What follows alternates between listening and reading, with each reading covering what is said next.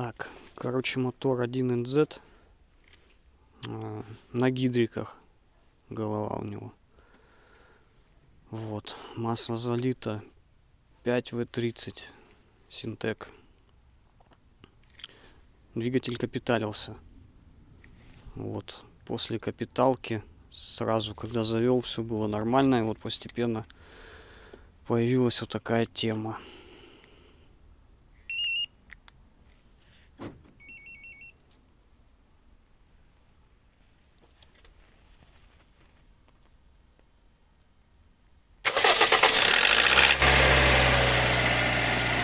Вот такое лютое дизеление после простоя.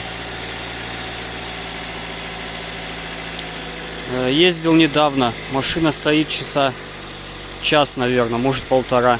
Двигатель еще не остыл. И вот при запуске гремят клапана. Чё может быть за хрень?